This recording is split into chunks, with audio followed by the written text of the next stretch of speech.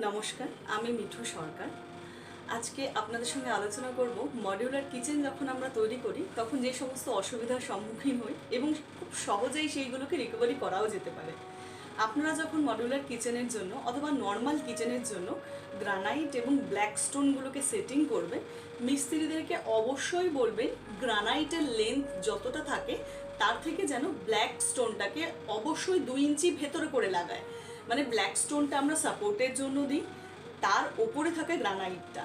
এবার গ্রানাইটের যে লেন্থ থাকে, যেরকম ধরলাম আমি গ্রানাইটের লেন্থ আমরা 20 থেকে 22 ইঞ্চি পর্যন্ত দিয়ে থাকি। তো যদি 22 ইঞ্চি আমার গ্রানাইটের লেন্থ থাকে তাহলে 20 ইঞ্চিতে আমার সাপোর্টিভ যে ব্ল্যাক স্টোনগুলো থাকবে সেগুলো দিতে হবে।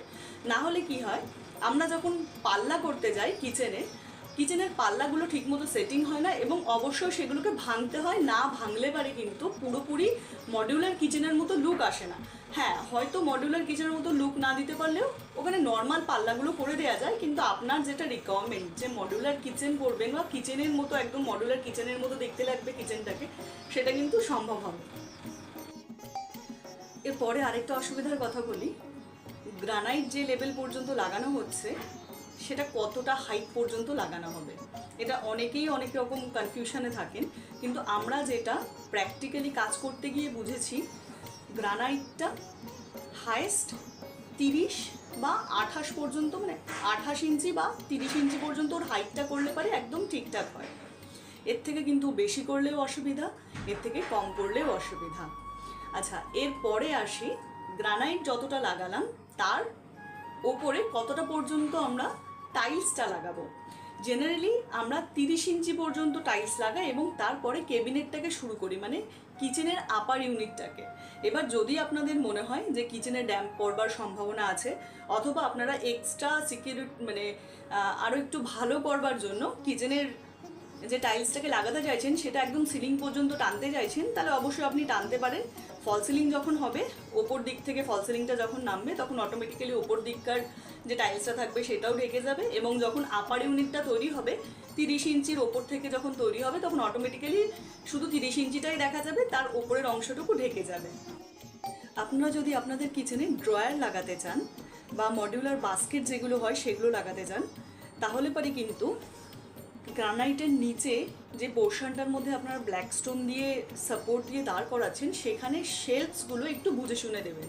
যেখানে আপনার বাস্কেট, মডিউলার বাস্কেট বা ড্রয়ার বসে সেখানে কিন্তু যদি কোনো তাক বা সেলফ থাকে সেটা হবে না। যদি আপনাকে করতে হয় তবে সেটাকে ভেঙে করতে হবে।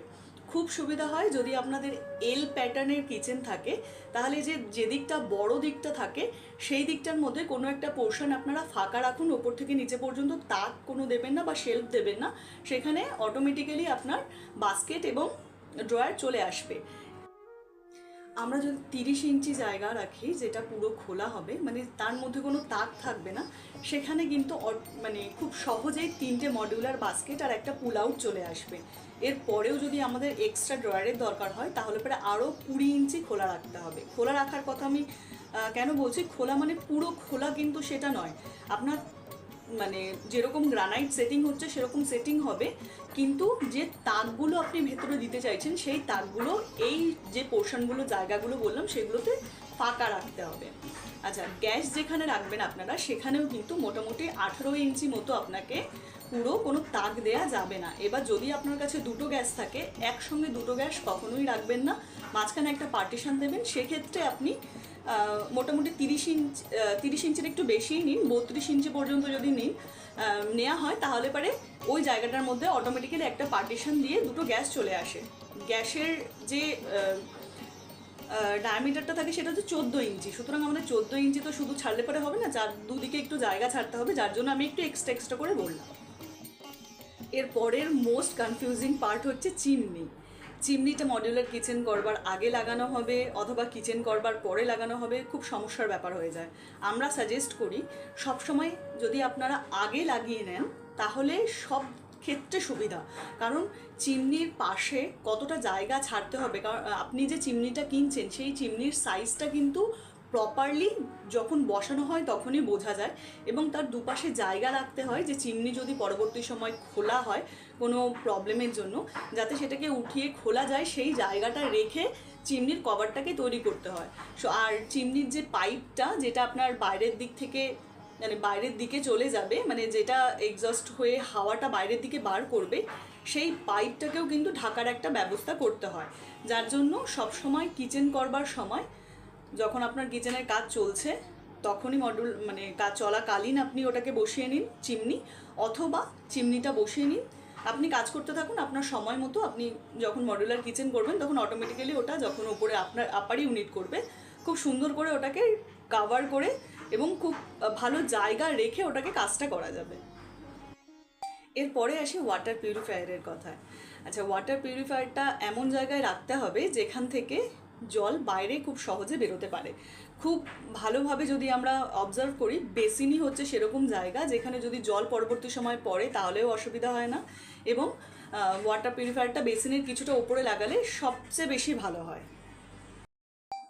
আচ্ছা, আরেকটা খুব ইম্পর্টেন্ট কথা, ইলেকট্রিক্যালস যে প্লাগ পয়েন্টগুলো থাকবে সেটা কিন্তু খুব ওয়াইজলি সেট করতে হবে।